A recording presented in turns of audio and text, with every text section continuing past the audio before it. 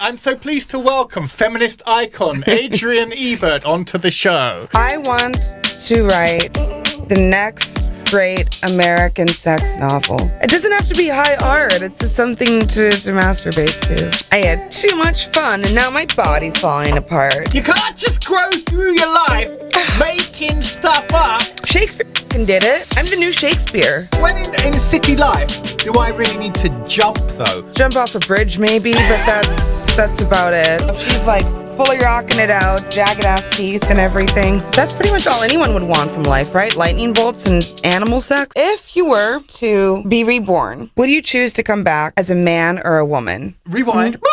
Yeah. Can we rewind the tape, please? Can we rewind the tape?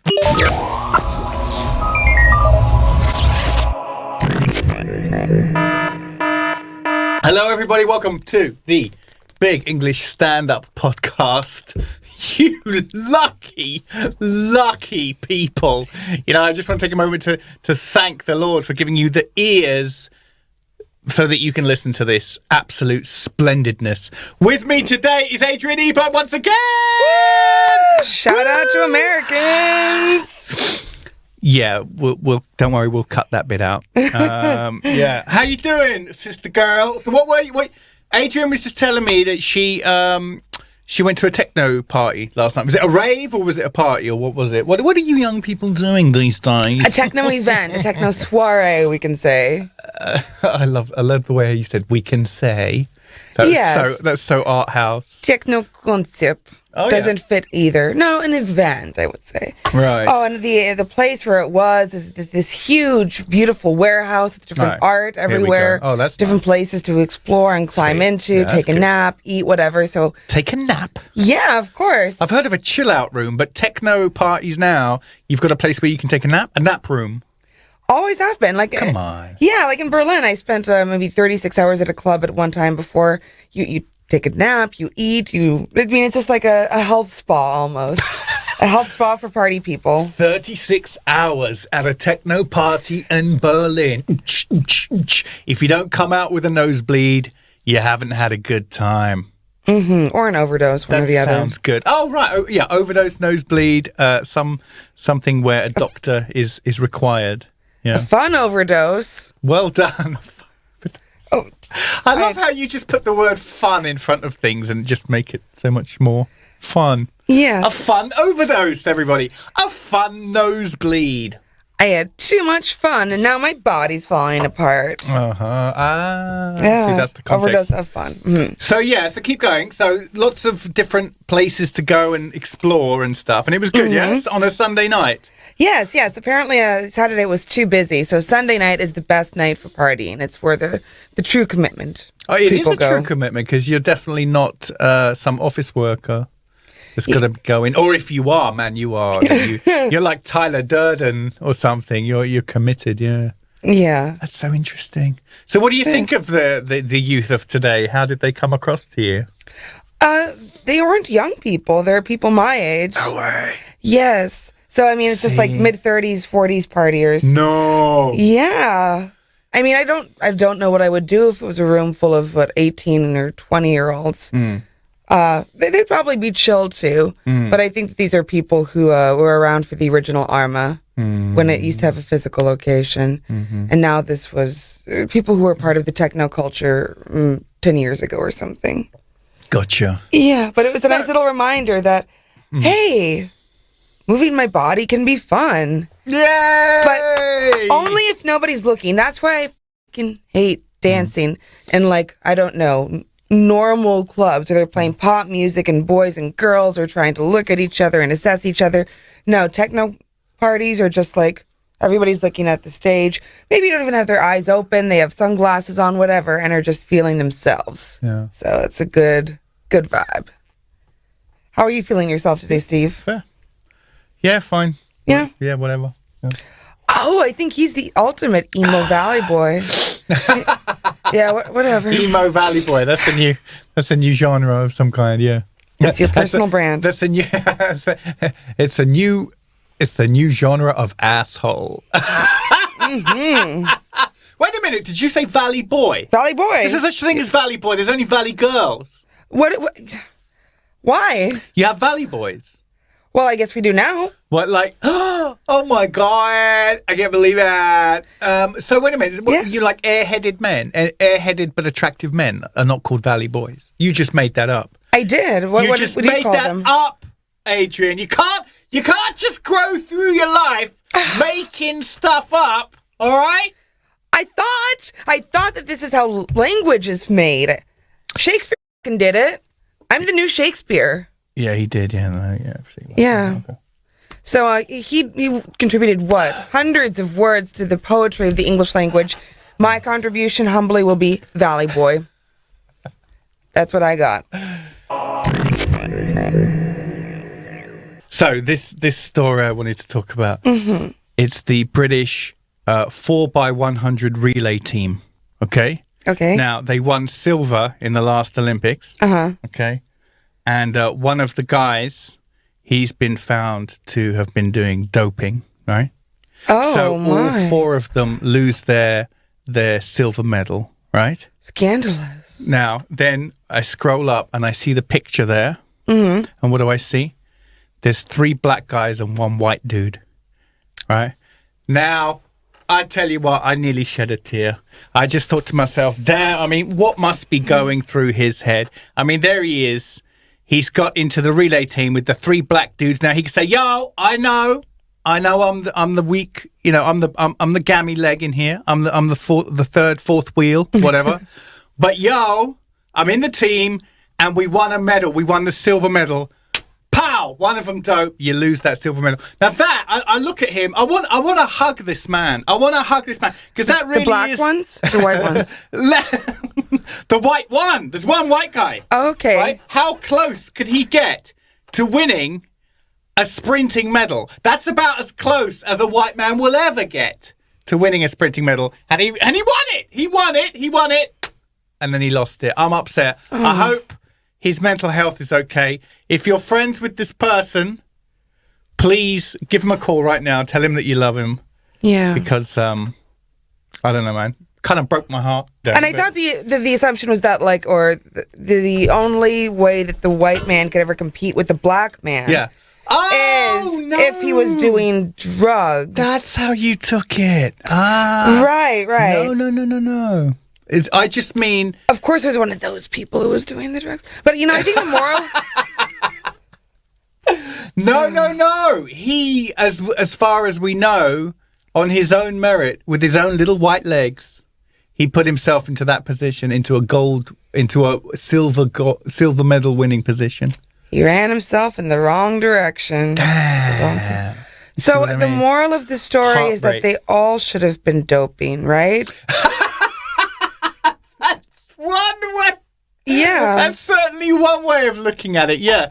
Okay, a little message to all relay teams out there. If one of you dopes, you should all dope. It's the right thing to do. And then I looked to the left and there was another picture for another article and there was the word heartbroken there.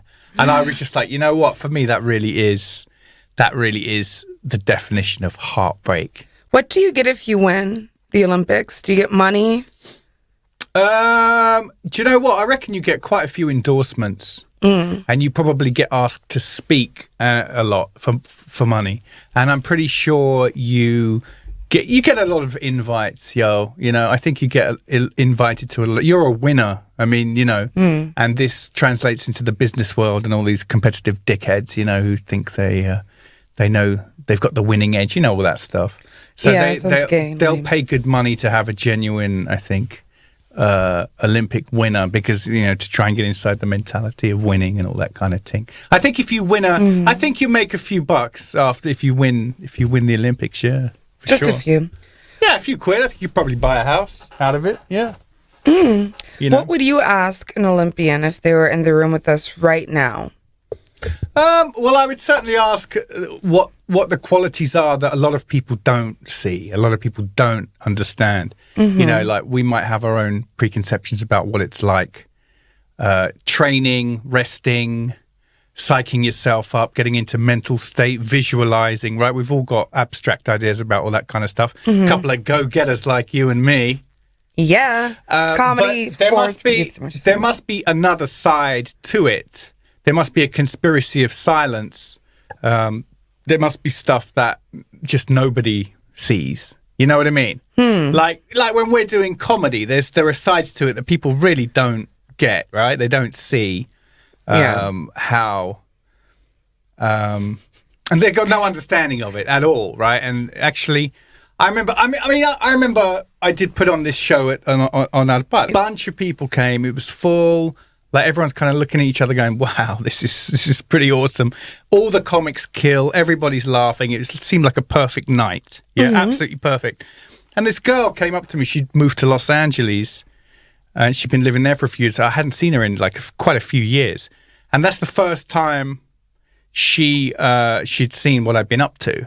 And she just saw it in its full glory. Everything went as good as it could have gone. And she hadn't seen the last 4 years of grinding and humiliation and all that kind of stuff.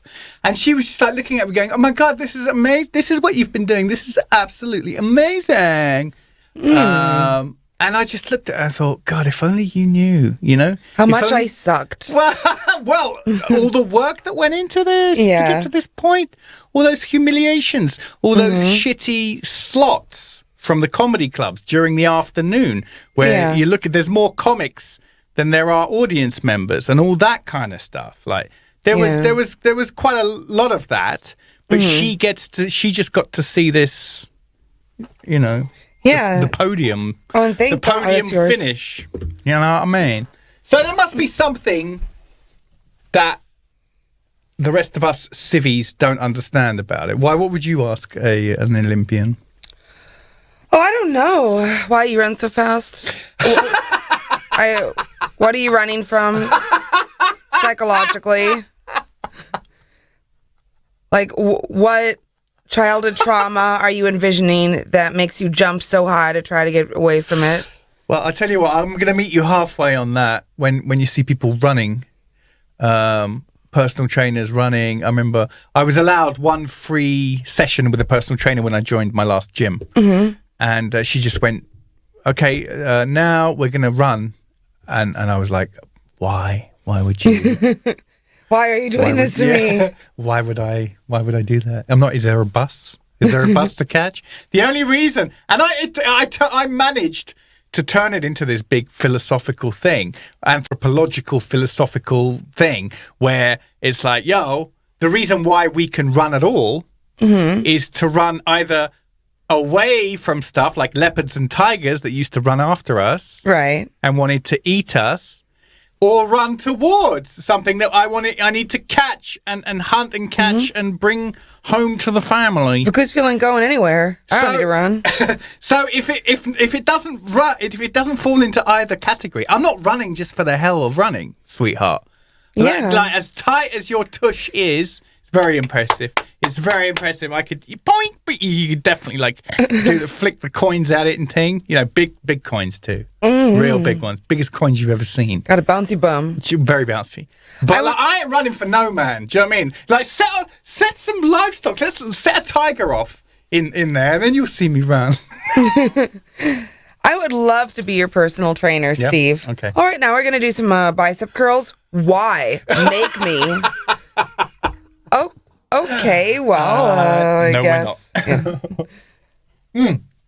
It was when she asked me. That whole episode, I'm exaggerating, but I'm just saying we can run because we were either running towards something or away from. That's all I'm saying. That's a fact. That's a fact. Now, when they start making you jump, I just take offense. I just take stone cold offense. Am I jumping? Did you feel? Jump for me, I ain't jumping for you, I ain't jumping for no. What do you mean? Why am I going to jump? When in my life, when in city life, do I really need to jump though? Run for a bus, sure. Yes. Jump, never. Jump off a bridge maybe, but that's about it. Yeah. So I stumbled. I'm always trying to work out, what the last great taboo is, right? The N-word. The N-word? Isn't it? Really? Right? Not in Russia. Russians don't even care, do they? Of course. But I was thinking more like what you start talking about something and immediately all the air in the room just disappears and it just gets like, okay, he's gone there. I think I found a new one. What? I think it's creepy looking kids, Adrian. Creepy looking kids. Creepy kids. I was on the metro and, you know, sometimes kids are kind of running around, playing. They're very vital. They're kind of like, you know, and, okay. Nine times out of 10, it's it's cute, right? It's cute. It's nice that they're excited. They're excited by something as banal as being on public transport. That's a good thing, you know. They're not stuck to a screen or whatever. That's all cool. And kids can be incredibly cute. I think that's kind of why people have them. When you think about it, let them run around on public transport. But I was on the metro, and there was this girl there. And she was just creepy looking, man. She was like she looked like a creepy looking doll. Her hair looked like it was made out of some kind of, you know, thatching material. And she was just creepy. Creepy. Like she was already creepy looking, but she knew that was her vibe. She knew that was what, you know, that was her space. Great self-awareness. And she over creeped it. She tried to be, yes, I know I look creepy, and I'm going to supplement my already natural creepiness with additional creepy behavior and movements. And she was giving me the creeps. And don't all of you out there who think I'm being mean, listen. Creepy kids have been used in many a horror movie and many a horror novel, and you know how goddamn creepy they can be, right? You've seen it, right? A creepy kid who's a zombie or so he's been imagined because he's been killed or he comes back and he dies. Yeah. That is creepy as shit. See, the horror filmmakers know this, what I'm saying. And God bless that girl for leaning into it, you know? She's got a bright future ahead of her. If she would have been like a little bit ashamed of it and be like, no, I try to want to be like sexy, that would just be sad. But no, if she's like fully rocking it out, jagged ass teeth and everything, she's going to have a career in Hollywood. Can you imagine she gets to like 14 or whatever and her parents are like, okay, honey, we were just wondering, we have a friend who does, you know, plastic corrections. Would you like to go in and maybe have a consultation with him? No, I'm good. Yeah, I'm sticking with my creepy shit. All right, I'm gonna make it work for me. I got an interview at the haunted house tomorrow. Peace. I'm gonna go live every day like it's Halloween. Hey, when you come to think of it, there's probably because the casting agents across Hollywood, they've got somebody for everything, right? Like, you need a creepy kid, we call this person. You need this, you need that. There are too many like cute kids, right? The market is oversaturated. Jesus, the whole place is absolutely stuffed with cute kids. Who needs another cute kid? Yeah, it takes bravery. You need to be bold to be the creepy kid. I've always thought too, like, if it would be pretty cool to be a little person, to be a dwarf. Yeah. Because, like, you might feel as though you have to compete with people who are, you know, different looking, especially in the sexual market. But I don't think it would be that bad. You have a guaranteed career, whatever you want to do. If you have just this much charisma, you could do acting, or you could, like, if you're not into that, there are always party companies who are looking for like a midget toss, right? Or you could be a clown. Yeah. You could be an entertainer. Yeah. So many things are open to you. I mean, I've heard of dwarf throwing, but I've never actually been to a dwarf throwing party.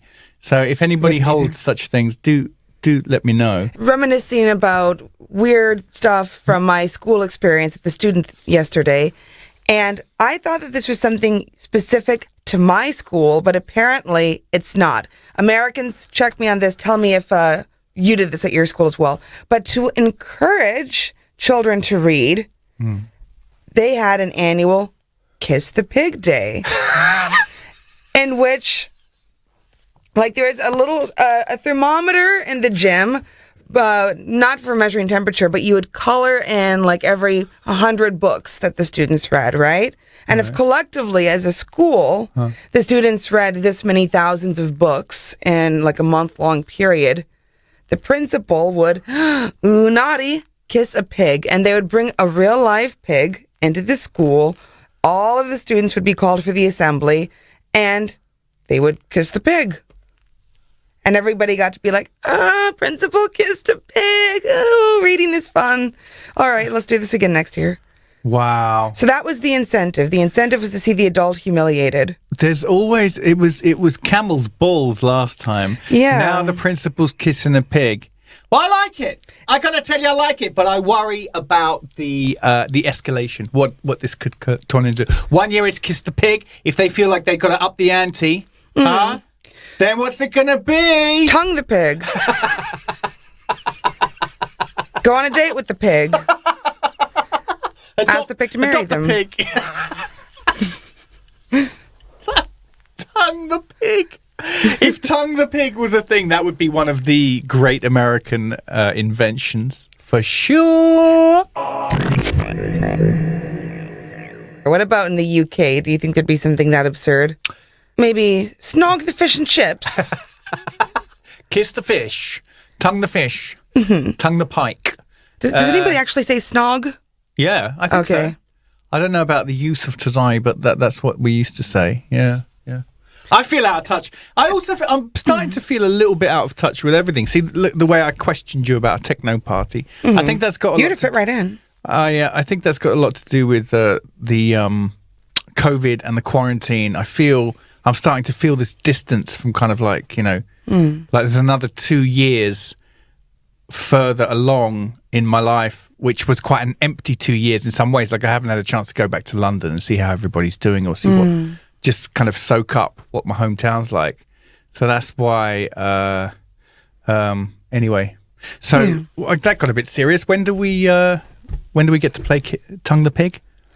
I guess whenever you read enough. Okay. Read 100,000 books as a school, but I guess you're the only student in your own school of life. So read 100,000 books, then you can make out with the pig. Yeah. Yeah. Yeah. But I don't know. Snog. Yeah. Snog the pig. What an unattractive and unsexy word for kiss. Do you think?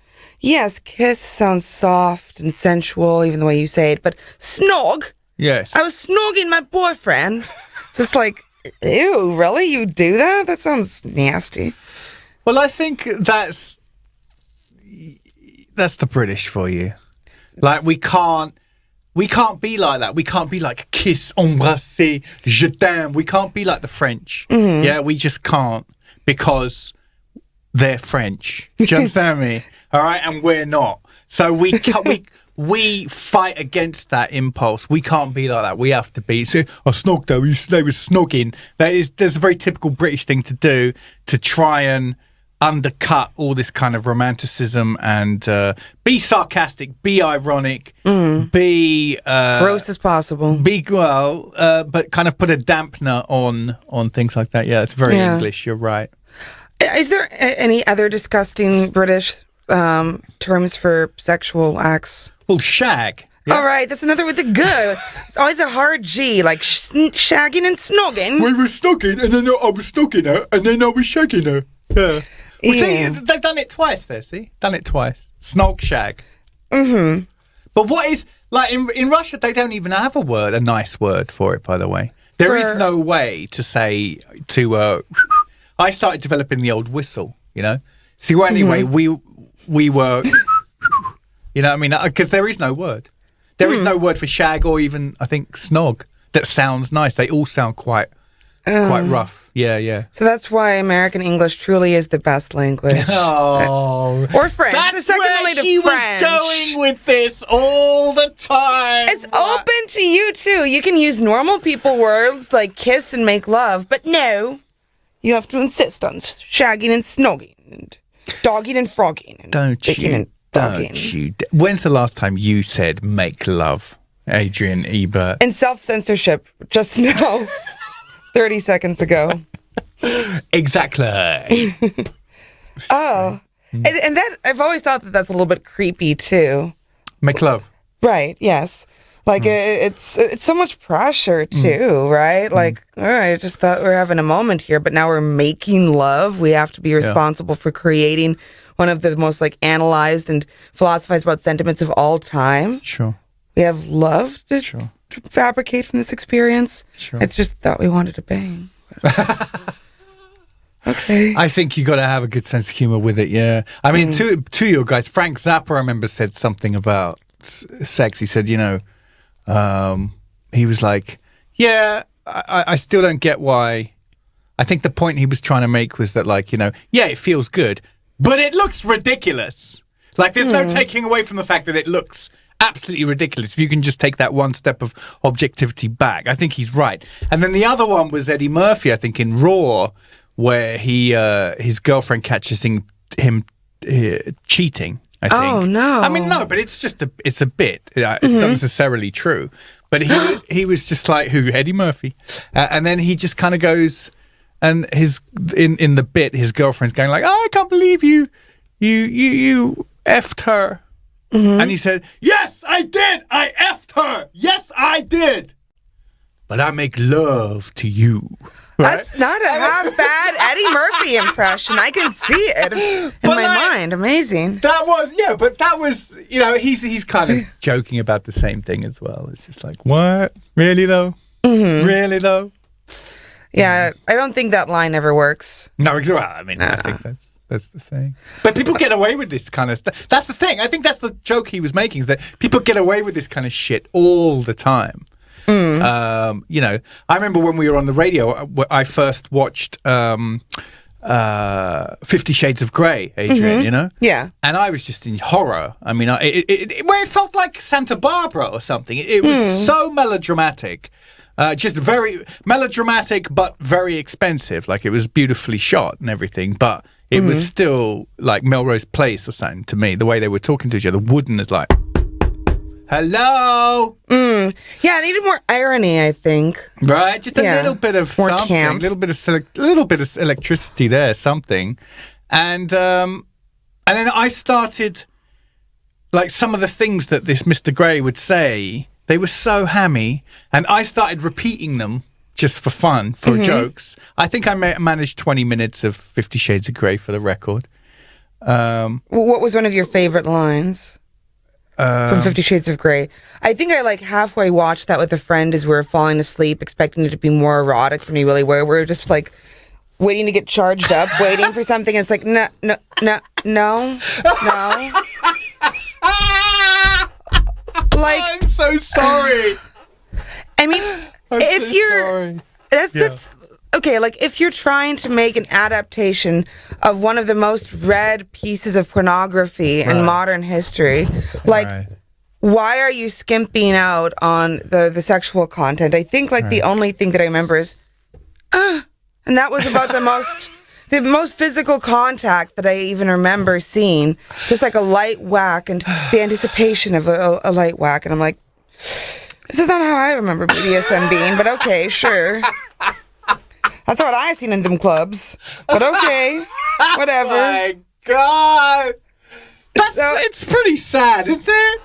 I was definitely not aroused, but So is it okay? Let's get to the bottom of this once and for all. There's no one better to get to the bottom of this with than you. Okay. How I got to the end of that sentence without any mistakes, I don't even know.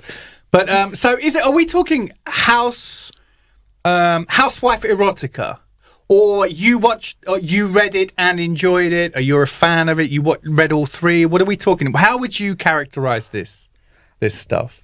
I think I just read excerpts online. Okay. Of this sex scene parts, and it's written erotica. It's definitely something that you read to get horny and masturbate to, right? As a woman, but I just wouldn't know about that. Yeah. We do pornography of the mind. We're not so much visual. We're too creative and too enlightened as a gender to be interested in basic things like bodies and holes. No. We have to have the theater of the mind going on. But no, it's erotica for sure. No. But I have not read all three books. I just read excerpts, and it's pretty dope. Yeah, it's well done. You think it was well done? I've read some worse. Okay. Yeah. Okay. It doesn't have to be high art. It's just something to masturbate to. Okay. Like, would you ask that about any other pornography? But Indeed. was it the best? Was it the best porn movie ever? I don't know, man. I want to see artists making an effort, though. You know, if you think you're a creative person and you're always aspiring to an idea of just good enough. I just don't. Then you're not really a creative person. You're just pretending, I think. Because I don't think you can have one with the other without the other, like a visualization of something very good, not so much to leave behind or be remembered for, but just so that you do something that you yourself would very much like. Does that make any sense? Yeah. So that's what I mean. If work is kind of shabby, like our last video with you, did you see the camera was busted? Oh, no, I didn't notice that. I was horrified because that's why I didn't release it for so long. Oh, okay. It wasn't because of any other reason. I was just so discouraged that something's wrong with this camera, and it was like the syncing of our voices was all fucked up. I was absolutely horrified. I couldn't release it for 2 weeks. Do you see what I mean? Like, because I'm running at by the standards that are in my mind of creating something decent. Right, of course. If all of that is gone, and you're quite right to think that this ties into certain people that we both know, you could say. But, like, just shabby is shabby. Do you know what I mean? Mm-hmm. Yeah. I think everybody has their own standards that they want to be held by. And I can't imagine anybody wanting to publish a book and saying, should I go back and give it another edit? Nah, I know it's mediocre and I'm going to let it slide. Okay. But, yeah, it was decent. Oh, by the way, speaking of writing pornography, did I ever tell you that, I guess, a jobby that I had, which is like a job and a hobby, but I should get back to it, was writing, like, erotic things for a mobile game. Okay. Yeah, so it was, again, stuff for women to masturbate to. Right. But it was not in prose form. It was in the form of a dialogue that you just clicked through, and it would have, like, an arching tree, like, based on your choices. So kind of like a choose-your-own-adventure, like, sexy choose-your-own-adventure. Huh. And so there are several different characters that I created, and then based on, what the users chose, I would write more and more from their interests. So the most popular character that I was in, charge of writing were male twins. Mm-hmm. Two twins that would fuck you at the same time. Mm-hmm. And, like, again, women were loving this. They're like, that's hot. I want that. Yeah. But one of my editors was always like, oh, this is so creepy. It's so incestual. I'm like, it's not real. You realize this? And so, anyways, like, it was just interesting because the one woman who was in charge of it thought it was strange and gross and weird. But hey, look, there's a huge market of women saying, I want that. Yeah. I want those two boys at the same time. And it doesn't seem like that strange or perverse of a fantasy, right? Like, I think that you would even see in, like, male pornography, like two girls, like two sexy twins. It's kind of the ultimate for us, yeah. Yeah. Everyone knows that. Mm-hmm. And I mean, it's not as weird as, like, I don't know, this incest porn or whatever. It's just like both two beautiful men love you. Yeah. So, yeah. Sure. It's all very subjective. Mm-hmm, right. And so at first, the direction was that I was getting was, don't take things too sexual too soon. That might scare people away. But then again, from testing and throwing out new material, they were like, whoops, we were wrong. No, just get as sexy as possible, as quick as possible. Never mind. More fucking sooner. So much for that little focus group. Yes. And, like, I mean, whenever you are reading erotica, like, if I'm, like, on the internet, I'm always skipping to, like, page 3, right? I don't care about the backstories of, the characters and their marriages or whatever they're doing that I'm going to spend like literally 5 minutes of my life with. So yeah, just get to the good stuff. Serious? Yeah. Okay. So. Okay. Well, fuck art. While we're on the subject of female material that I can't stand, can we get your what did you think of the whole? God, I hate it. I can't even say the name. Bridget Jones. How were you on the whole Bridget Jones thing, or did you miss that? Oh no, I remember it. Right. I never read the book. I saw the Renee Zellweger movie. Right. And where do you go from there? What would you say about it? Oh, I can understand the appeal, and I liked it too. I mean, it's like a woman who, despite not really being so, feels frumpy and unconfident and like undesirable, but still, look, she's successful, men want her, and she, I guess, gets her groove back. Right. And so, yeah, it's a cool little movie for women to feel and see and relate to. Mm-hmm. So what do you personally hate about Bridget Jones? What did she ever do to you, Steve? Well, I remember going to the cinema to see it with my girlfriend at the time, Yasmin. Hello, Yasmin. Shout out, Yasmin. I doubt she has any interest in anything I'm doing. If you want to talk Bridget Jones together, hit me up. I'll be there for you, girl. Don't worry. Him. But, and Yaz was a real feminist, like super feminist. She wrote papers about it. Cool. Okay, at university, at master's degree level. All right. So, I mean, and her art, she was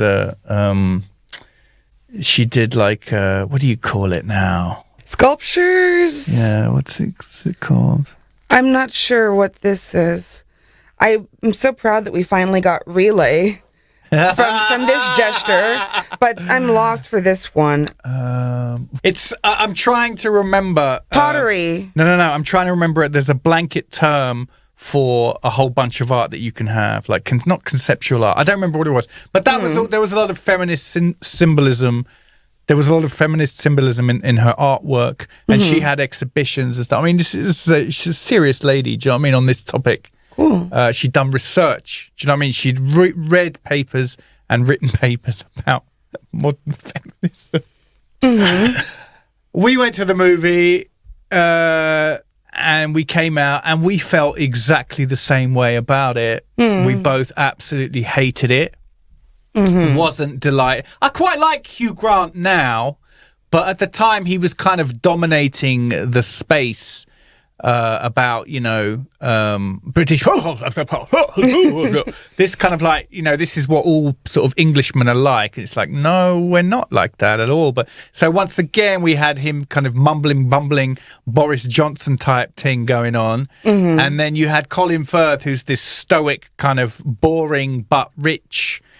So basically, we kind of sat in the cafe afterwards or the pub afterwards and we both hated it and just thought, yeah, this is not a very good message for women at all, actually. And one of the reasons I think is because that nothing's changed in 100 years, because that was basically a rewrite of Pride and Prejudice, right? Whereas the man, and that's pretty much I would say the same thing about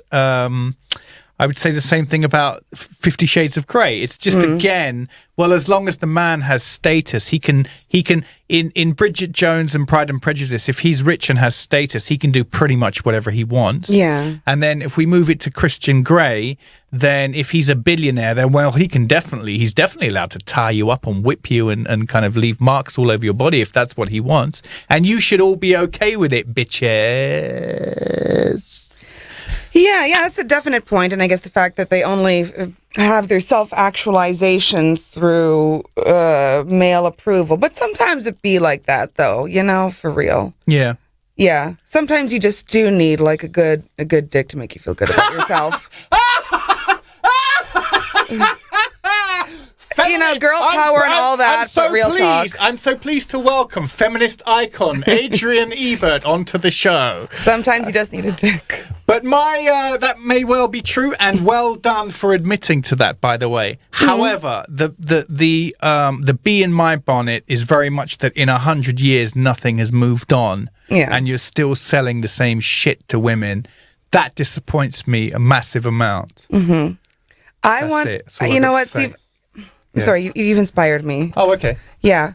I want to write the next great American sex novel. Right. We can include themes of BDSM, polyamory, group sex, whatever's, hot right now, with delivery club couriers as the protagonists.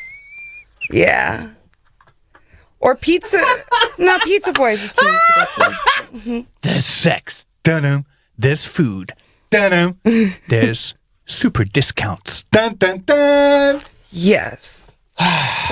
What is in that green box? I tell you what, that is an interesting subject, though. That's not even a joke. Like, what will be the next great, female novel? We talked about Bridget Jones. We talked about 50 Shades of Grey, right? Which my missus is a fan of. She quite likes it. When I make jokes about it, she gets short with me. She's like, well, you didn't read it. I'm like, yeah, no, I didn't read it. Yeah, well, don't criticize it then. I'm like, oh, okay, sorry. But what will be the next one? There's got to be something's got to come along, right? Yeah. I wonder what it will be. Thematically, I'm not sure. Maybe two male twins. Hey! That's as good a start as I can sort of think of. I think maybe the clues might be in. Please tell me you've watched all of Black Mirror. Yes. So the clues might be in Black Mirror because it's so future-looking and outward-looking, isn't it? I saw a little quote from the writer, Charlie Brooker. I saw this little quote. Well, I was just looking and there's a little article. There's an interview with Charlie Brooker, and the headline is, "They call me Mr. Dystopia." That makes me sound like a wrestler. That's not a bad wrestler name. Oh, I think this came from a review of the show and saying how deeply inherently technophobic it is, and described its entire premise as, what if phones but too much? Yeah. Exactly. Some of it's chilling. I love it. I can't. Yeah. He should just keep going if he can. I mean, it's just the best thing ever. Those people who haven't watched it or who don't watch it, I mean, I just barely want to know you. But I think maybe what I'm saying is maybe the clues are maybe there. Do you remember you obviously remember the one with the status and the likes. And then there are the video game characters that the two men have sex with after plugging in. I know. Yeah, that's that was radical. And also, so what an interesting idea for a game. Yeah. You can have full body experience. You'll have whatever the characters feel, you will too. And how do they expect that it wouldn't immediately be used for fucking? You know what I want to do? I want to feel like I'm being beaten up. That's very true. Well, I mean, Zuckerberg's doubling down on all this stuff, isn't he? With his meta universe and all this. It's like, I don't know. I'm a Black Mirror fan. You're gonna have to do a lot to. Don't try and impress me with this shit. Because I'm not with you. And even before Facebook, I'd read all those sci-fi books and Brave New World and. What's the other one? All that stuff. The Clockwork Orange, and they were trying to warn us back in the 50s, man, about phones. Just be careful with, the way you're structuring your societies. I don't know. I recommend Margaret Atwood's Oryx and Crake series. Right. Yeah, it's not necessarily trying to warn us against anything technological. Yeah. Just more about messing with genetic engineering, the environment, I guess, animal reproduction, all that stuff. Right, yeah. So, it's never a happy future in these types of things, is it? It's never everybody, we're on track, guys. Good job. Keep going. It's always well, just warnings. Yeah. What's wrong with a little warning? Nothing. I think that's fine. If you can make a few quid out of your story at the same time, good for you. What would you warn people against in your science fiction novel? I would warn people against producing books and films which still have the same message for women that they were being written 100 years before.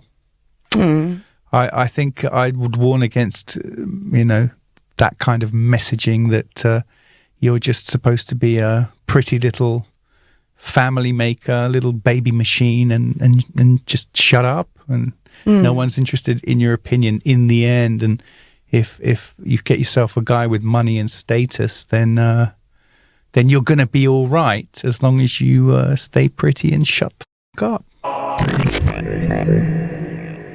When I finished reading that, Stephen Fry wrote this book about the Greek myths, like big, thick, all about the Greek myths. Then he wrote another one. I read that one too. Cool. After reading the first one, do you know what my first thought was? I gotta go kiss a pig? No, it was like, damn, the Bible stole a lot from the Greeks, man.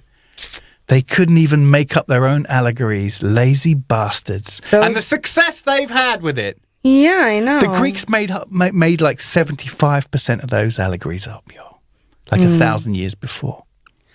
What about all those fun, like, Jewish laws? Like, what about Leviticus? That's where their true creativity shines. Yes, exactly. No, but their true creativity shines through the brutality. That's the disappointing thing about it. That, my friends, is the truth about Christianity, I'm afraid to say.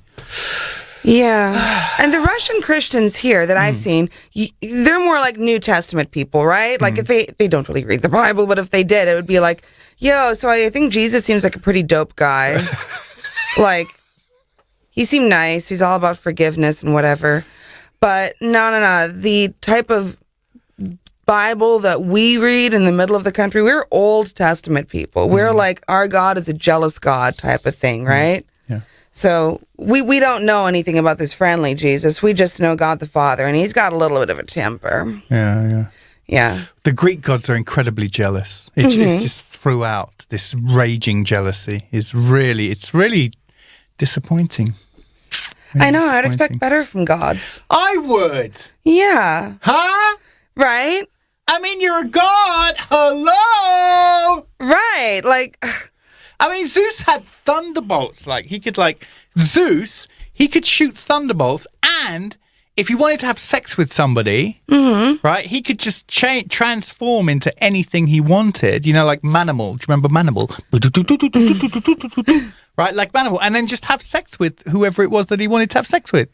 that's pretty much all anyone would want from life, right? Lightning bolts and animal sex. Well, what more do you need? I know. What more do you need? You're the king of the gods. And he's still jealous, when somebody kind of like just didn't quite show him the attention he thought he was due. He'd destroy them from the, in some really ruthless way. Yeah. And like, okay, if you're going to pass down commandments, cool. But like half of them, right, 4 of them are all about like, y'all don't be talking to anybody else behind my back. I'm going to be your only boo. You got it. The jealousy is already in the commandments, isn't it? Yeah. Just ferociously jealous. Don't take my name in vain. Only talk good about me. Yeah. I don't want to hear from you if you aren't obsessed with me. Yeah, I know. Gotta save a special day just so you can think about how much you love me. Yeah. Don't be talking to no other deities behind my back. And then also, like, kind of be nice to your parents, whatever. Yeah. It's an afterthought. Yeah. Listen to your parents. That's such a dodgy one, though. I don't like that one at all. Me either. My parents, well, one of my parents was pretty shitty, so yeah, I don't need to be listening to her. How about just like honor some cool adults in your life? It's kind of a betrayal, really, is what that is, because it's only later that you discover how messed up your parents actually, is or are. You just do what you're told. Did you? Were you a obedient child? Yeah, to an extent. It depends what you mean. You could probably tell I was just joking around the whole time in school and stuff, being put in detention for joking around. Mm-hmm. But obedient, depends what you mean by obedient, though. I also hate that's a virtue, obedience. Yeah? Yeah. Like that should be considered, I don't know, whatever the opposite of a virtue is. A sin. I think that, obedience is sinful. Challenge, question, introspect. Yeah. Critical thinking. Yes, that should be... is a virtue. Right. But respect. Touch. Absolutely. If you were Yeah. to be reborn, Yeah. this is one of my father's favorite hypothetical questions to ask people. Would you choose to come back as a man or a woman? And why? Begin. That's good. Man, that is really good. There's a curiosity element, of course, to coming back as a woman. By the way, excuse me, how do you not know that, like, I don't feel like I'm a woman in a man's body already? Oh, well, you could, sure. And so, would you choose to come back as male, female, or transgender? There you go. That's a better question. Hello, you want to do these moral dilemmas? Keep up with the times. Okay. So, yeah, no, obviously there's a massive curiosity about what it's like to be a woman. I do like you lot. You know, I really do. I really do. But having said that, I have dated you lot quite a lot as well, and I've seen some shocking sides to things which belong in horror movies and thrillers. I've seen some terrible things. I've been attacked. I've been physically attacked. I've been, all kinds of things.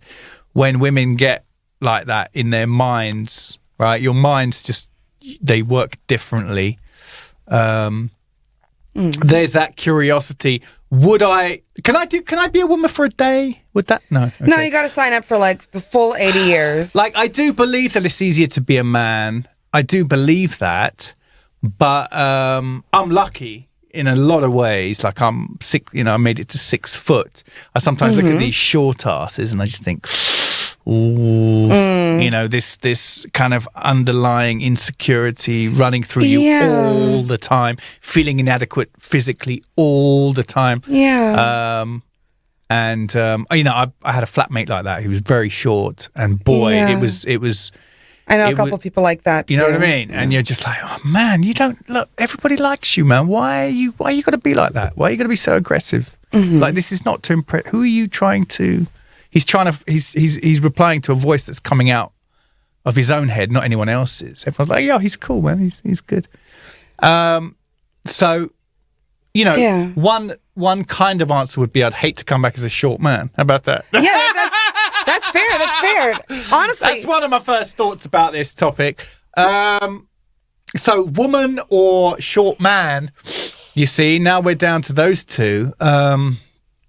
The curiosity, yes. I don't know, man. You lot are just such a mystery that I feel like I'd be. You know what? I'd feel like I'd be biting off more than I can chew, agreeing to like get a woman's mind in a woman's body. I feel like I'm not sure that I would have the facilities now to deal with it, just purely because I'm a man. How about that? Yeah, so do you think that if I were to be a man, my moods would be easier to deal with? Possibly. Because that sounds appealing. Possibly. Is it yes. too late to transition? Oh. Is that how it works? Hey, that's such an interesting topic. That someone might want to transition because they see some kind of mental benefits from being a member of the other. That's an interesting topic. What if I just take a super ton of testosterone but keep the exact same body? Will my mind be better then? Probably just be like super good at math or something and be super into breasts. But yeah, like speaking of the short men, like I wouldn't want to be short.